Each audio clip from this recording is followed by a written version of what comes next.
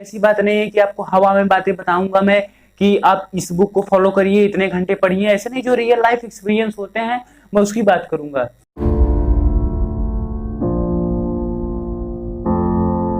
So hello guys, my self Akash Monday. So guys, आज की इस वीडियो में हम बात करेंगे जो हमारे पास टाइम बचा हुआ है, लगभग 3 महीने गिन चुन के देखा जाए तो इस टाइम को किस तरीके से यूटिलाइज करें, क्योंकि ये जो टाइम है बहुत ही इंपॉर्टेंट टाइम है। आपको बोर्ड एग्जाम को देखते हुए ये टाइम है आपका जो बहुत इंपॉर्टेंट, क्योंकि हमारा एग्जाम मई में स्टार्ट होने वाला है, ये सबको पता है।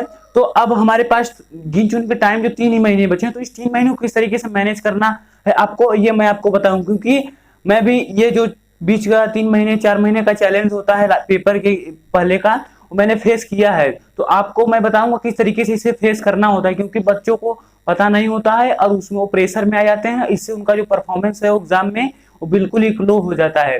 तो मैं आपको बता दूं कुछ कि आपको जो ये बता रहा है, आप जिसे सुन रहे हैं कि ये आपको किस तरीके से यूटिलाइज करना चाहिए, उसके बारे में पहले जान लें। सो गाइस, मैंने अपने क्लास 10th बोर्ड एग्जाम में 10 CP यानी 95% स्कोर किया था। तो आपको ये पता चल गया होगा कि मैं आपको बताने लायक हूं या भी नहीं। तो छोड़ो, जो बातें हैं वो बातें हैं। देखो, लोग यहाँ पे क्या देखते हैं कि रिजल्ट देखते हैं, बट रिजल्ट नहीं देखना चाहिए। जो आपको बता रहे हैं उसका एक्सपीरियंस देखना चाहिए कि उसने एक्सपीरियंस को फेस किया है। तो आपको भी बता रहा है तो जो आपको बताएगा सच बात बताएगा। ऐसी बात नहीं है कि आपको हवा में बातें बताऊंगा मैं कि आप इस बुक को फॉलो करिए, इतने घंटे पढ़िए। ऐसे नहीं, जो रियल लाइफ एक्सपीरियंस होते हैं मैं उसकी बात करूंगा। तो यहाँ पे मैं सभी सब्जेक्ट के लिए जो स्पेशली 3 सब्जेक्ट होते हैं, जैसे कि मैथ हो गया, साइंस हो गया, सोशल साइंस, तो इन तीनों सब्जेक्ट के बारे में बात करूँ, क्योंकि इन्हीं तीनों सब्जेक्ट में बच्चों को ज्यादा प्रॉब्लम होती है और इन्हीं तीनों सब्जेक्ट को पढ़ने में उन्हें साल भर लग जाते हैं और जो उनका रिजल्ट होता है बहुत लो आता है इन्हीं तीनों सब्जेक्ट में। बाकी हिंदी इंग्लिश में तो वो लोग साल भर पढ़ते हैं, लेकिन फिर भी एग्जाम में हिंदी इंग्लिश में मैथ और साइंस और सोशल साइंस कंपेयर में ज्यादा नंबर आ जाते हैं। तो अब ऐसा क्या सोशल साइंस और मैथ के साथ हमें करें जिससे जो हमारा परफॉर्मेंस है बहुत अच्छी तरह हो। अब देखो, हमारे पास टाइम बहुत कम है, तो दिन पे दिन हमारा जो टाइम है वो घट जा रहा है।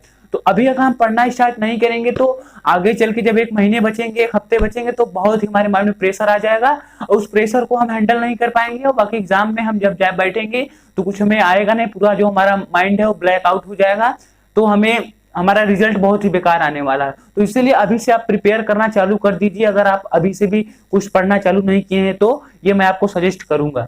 तो चलिए अब हम आपको बता देते हैं कि अगर आप पढ़ रहे हैं, अगर आप कुछ नहीं पढ़े या फिर पढ़ रहे हैं, तो आपको अब किस तरीके से करना चाहिए चीजों, क्योंकि आप अभी तक जो पढ़े हैं उसको छोड़ दिया जाए तो अब जो टाइम में जो पढ़ेंगे वही इंपॉर्टेंट होता है एग्जाम को देखते हुए। तो यहाँ पे हम सबसे पहले साइंस की बात करेंगे कि साइंस में आपको इंपॉर्टेंट क्या होता है, मतलब कि साइंस को आपको इस तरीके से पढ़ना है। तो साइंस में 3 सब्जेक्ट होते हैं, फिजिक्स होता है, केमिस्ट्री होता है, बायोलॉजी होता है। तो फिजिक्स केमिस्ट्री बायोलॉजी तीनों हमें को साथ लेके चलना होता है। तो सब फिजिक्स में क्या होता है, ज्यादातर फार्मूलेज होते हैं। तो जो इतने फार्मूले हैं उनका एक नोट्स बना के रख लो, एक सीट बना के रख लो। अगर आप लोग कहेंगे तो मैं जितने भी इंपॉर्टेंट फार्मूले फिजिक्स के मैं सीट बना के आपको दे दूंगा। तो जो उसमें इंपॉर्टेंट फार्मूले सीट है उसको आप बना सकते हैं तो बना लीजिए, नहीं तो मैं आपको तो बना के दे दूंगा, अगर आप कमेंट करके बता सकते हैं। और उसके बाद केमिस्ट्री आता है। केमिस्ट्री में क्या होता है, रिएक्शन होता है, थ्योरी होता है। तो अगर आप थ्योरी क्या है उसमें हम पढ़ लेंगे एग्जाम टाइम में, लेकिन रिएक्शन की में प्रैक्टिस करनी होगी। तो आप जितना उसके उतना सॉरी, आप जितना उसके उतना रिएक्शन बनाने की प्रैक्टिस करें और जो एक्टिविटी दी होती है बुक में उस एक्टिविटी को अच्छे तरीके से फॉलो करें। और उसके बाद बायोलॉजी की बात करें तो बायोलॉजी में अभी क्या है, फिगर बहुत ही इंपॉर्टेंट है। फिगर को आप ड्रा कर लेंगे तो आप अगर थ्योरी उसकी नहीं लिखते हैं तो भी आपको एग्जाम मिल जाए, आपको एग्जाम में नंबर मिल जाएंगे। तो आप जो इसमें थ्योरी है बायोलॉजी में, थ्योरी को भी पढ़िए, साथ साथ जो फिगर है उस फिगर को भी अभी अभी बनाना प्रैक्टिस कर दीजिए। और उसके बाद क्या करना है, आपको जो भी प्रैक्टिस करना है, चाहे वो फिजिक्स में हो, चाहे केमिस्ट्री में, चाहे बायोलॉजी में, लास्ट 10 ईयर पेपर बहुत ही इंपॉर्टेंट है। अगर आप लास्ट 10 ईयर पेपर कर लेते हैं किसी भी सब्जेक्ट का, ये मैं आपको देखेंगे सब सब्जेक्ट के लिए किया हूँ, लास्ट 10 ईयर पेपर तो मस्ट है। अगर आप लास्ट 10 ईयर पेपर अच्छी तरीके से कर लेते हैं, मैं आपको ये गारंटी देता हूं कि आपके 80% मार्क ऐसे आ जाएंगे, चाहे जो सब्जेक्ट, चाहे Hindi, English, social science, math, science, जो भी सब्जेक्ट हो, A to Z सब्जेक्ट अगर लास्ट 10 ईयर पेपर करेंगे। देखो, इससे लास्ट 10 ईयर पेपर में कितने फायदे होते हैं। पहली बात तो आपको क्वेश्चन का लेवल पता चल जाएगा कि कितने लेवल का क्वेश्चन आता है, और दूसरी चीज ये पता चल जाएगा कि कौन सा टॉपिक ज्यादा इंपॉर्टेंट है, किससे ज्यादा क्वेश्चन आते हैं। क्योंकि 80% जो क्वेश्चन आते हैं 20% टॉपिक से ही आते हैं। तो आप 20% टॉपिक को तभी ढूंढ पाएंगे जब आप लास्ट 10 ईयर पेपर निकालेंगे।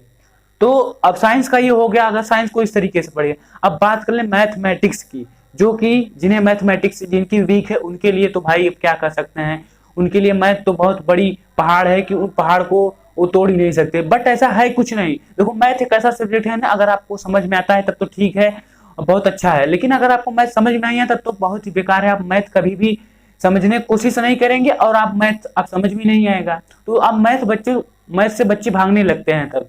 बट आप अभी अगर दोनों सिचुएशन में आप जो मैथ बेसिक लिए हैं जो स्टैंडर्ड लिए हैं, दोनों के लिए सेम ही स्ट्रेटेजी है। तो क्या स्ट्रेटेजी है वो देखते हूँ। तो देखो अब चाहे आप बेसिक लिए हो चाहे स्टैंडर्ड लिए हो, फार्मूला दोनों के लिए इंपॉर्टेंट है। तो एक फार्मूला शीट बना के जरूर बनाइए आप, बहुत ही इंपॉर्टेंट है फार्मूला। अगर आपको फार्मूला शीट नहीं आपके पास है तो मैंने एक फार्मूला शीट बनाया, उसका लिंक मैं डिस्क्रिप्शन दे दूंगा, वहां से आप डाउनलोड कर लीजिए। जितने भी मैथ के इंपॉर्टेंट फार्मूले मैंने सब वहां पे दे दिया है। उसके बाद क्वालिटी ओवर क्वांटिटी, इसका मतलब समझो। अब देखो बच्चे क्या करने लगते हैं, RX अग्रवाल, RD शर्मा, फलाना बुक, ये बुक लेके क्वेश्चन प्रैक्टिस किए पड़े हैं। बट क्वेश्चन प्रैक्टिस करने से नहीं होता, हमें क्वेश्चन आना चाहिए। जो एग्जाम में क्वेश्चन पूछा जा रहा है उस क्वेश्चन को हमें आना चाहिए। अब बुक में चाहे हजारों लाखों क्वेश्चन दिए हैं, तो हमारे लाखों क्वेश्चन हमारे एग्जाम में नहीं आएंगे। हमारे एग्जाम 20-30 क्वेश्चन आएंगे, उसे हमें सॉल्व करना है। तो हम क्वांटिटी नहीं क्वालिटी ज्यादा ध्यान दें कि जो क्वेश्चन क्वालिटी वाले हैं, उस क्वालिटी वाले क्वेश्चन हम कहाँ से आपको पता चलेंगे, प्रीवियस ईयर पेपर से। प्रीवियस ईयर पेपर तो बहुत ही इंपॉर्टेंट है, आप चाहे जो भी सब्जेक्ट ले लीजिए, तो प्रीवियस ईयर पेपर से आप क्वेश्चन पेपर करिए। चाहे आप जो भी क्वेश्चन कर रहे हैं, जितने भी चैप्टर के आप कर रहे हैं, मैथ हो चाहे साइंस हो, और मैथ में तो प्रीवियस ईयर बहुत इंपॉर्टेंट है, प्रीवियस ईयर के क्वेश्चन छोड़िए मत। और उसके बाद देखो मैथ में रिवीजन बहुत इंपॉर्टेंट है। अगर आप मैथ की प्रैक्टिस नहीं करेंगे तो आपका जो मेहनत है वो बिल्कुल खराब होने वाला है। तो आप मैथ डेली 1 घंटे तो जरूर दीजिए। आप बाकी सब्जेक्ट को नहीं देंगे तो 1-2 दिन गैप देके पढ़ेंगे तो चलेगा, लेकिन मैथ को आप डेली 1 घंटे जरूर पढ़िए, तभी आपको मैथ अच्छी तरीके से समझ में आएगा और अच्छी तरीके से परफॉर्म कर पाएंगे अपने एग्जाम में। तो रिवाइज और कब करिए, हमेशा इवनिंग टाइम में, हमेशा इवनिंग टाइम में। मैथ जब भी पढ़िए हमेशा इवनिंग टाइम में। बच्चे सुबह पढ़ लेके बैठ जाते हैं, सुबह ऐसे सब्जेक्ट पढ़िए जिसे लर्न करना हो, जिसे याद करना हो, जैसे सुबह साइंस हो गया, हिंदी इंग्लिश हो गया, बाकी मैथ हो गया। मैथ हमेशा इवनिंग में लेके बैठा करो। अब ये हो गया मैथ की स्ट्रेटेजी। अब देखिए सोशल साइंस की बात करते हैं। आप सोशल साइंस देखो, वीक सब्जेक्ट मेरा भी था, मैं आपको सच बता रहा हूं, और आपका भी कुछ बच्चों का हो सकता है। तो सोशल साइंस को किस तरीके से मैनेज करें, तो ये बहुत ही इंपॉर्टेंट रहता है। सोशल साइंस को किस तरीके से टैकल करें। जो बच्चे वीक हैं सोशल साइंस, उनके लिए भी, जो स्ट्रांग है उनकी बात तो अलग है भाई। तो जो वीक है वो कैसे करें लास्ट के महीनों में। तो पहले क्या इंपॉर्टेंट है इसमें, सोशल साइंस में हिस्ट्री आता है, तो हिस्ट्री में जितने भी डेट है इंपॉर्टेंट, चाहे हिस्ट्री हो पॉलिटिकल साइंस जो भी हो, जितने भी इंपॉर्टेंट डेट है उसको आप बहुत ही अच्छी तरीके से लर्न कर लीजिए, याद कर लीजिए। एक उसका सीट बना कर रख लीजिए, जब भी आप टाइम आपके पास मिले उस सीट को देख लीजिए। हाँ, आप चाहे जो आप जितने भी अपडेट उसमें दिए हैं, अपडेट को अच्छी तरीके से एक बुक में एक पेज में ले लेंगे, तो आपको कभी भी आप जब टाइम मिलेगा आप उसे देख लेंगे तो आपको याद हो जाएगा कि डेट ही तो है।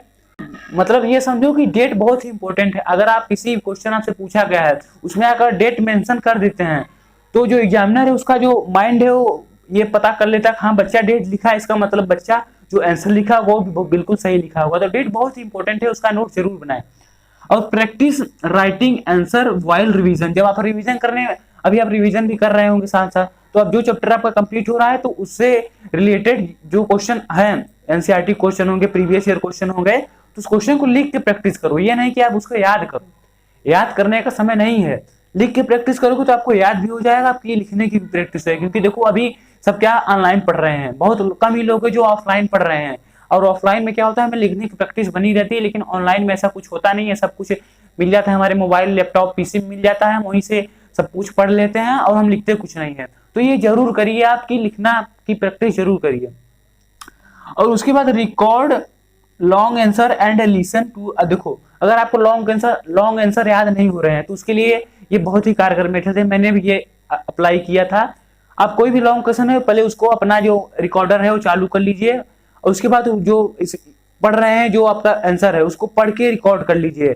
उसके बाद उसे 2 से 3 बार सुनिए, तो आपको ऑटोमेटिकली वो क्वेश्चन याद हो जाएगा, वो आंसर याद हो जाएगा। क्योंकि लॉन्ग क्वेश्चन जो होते हैं उनको याद करने में दिक्कत होती है बच्चों को। अब पैराग्राफ बना के याद करें, बहुत बच्चे याद करते हैं, बहुत लोग छोटा छोटा पॉइंट उसमें से निकाल लेते हैं, लेकिन ये जो पॉइंट है अगर आप उसको रिकॉर्ड करके सुनते हैं तो आपको मैं बता रहा हूं कि आप अच्छी तरीके से उसे याद कर पाएंगे। और उसके बाद वही है practice previous year question paper.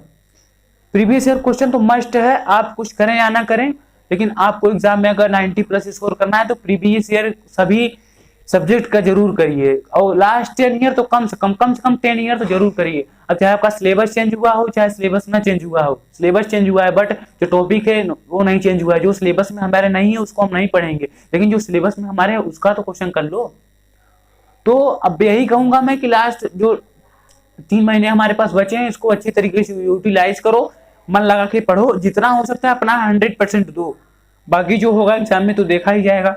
So guys आपसे एक रिक्वेस्ट है कि चैनल को सब्सक्राइब कर लें और अपने दोस्तों के साथ भी शेयर कर दें, क्योंकि मैं इसी तरीके की स्ट्रेटेजी और जो प्लान है उस आपको देता रहूंगा और आपका हेल्प करूंगा। जो बोर्ड एग्जाम में बच्चे कंफ्यूज होते हैं कि किस तरीके से पढ़ें, किस तरीके से ये चीज़ों को फॉलो करें, तो मैं आप सबको बताऊंगा। तो बिल्कुल डरे ना और रिलैक्स होके जो मैं बताऊं उसको उसी तरीके से उसी मैनर में आप पढ़ना चालू कर दीजिए, और आप पढ़ रहे हैं तो बहुत अच्छी बात है। तो तब तक के लिए यही कहूंगा, बिल्कुल रिलैक्स होना है, डरने वाली बात नहीं है, जाओ पढ़ो। Bye, take care.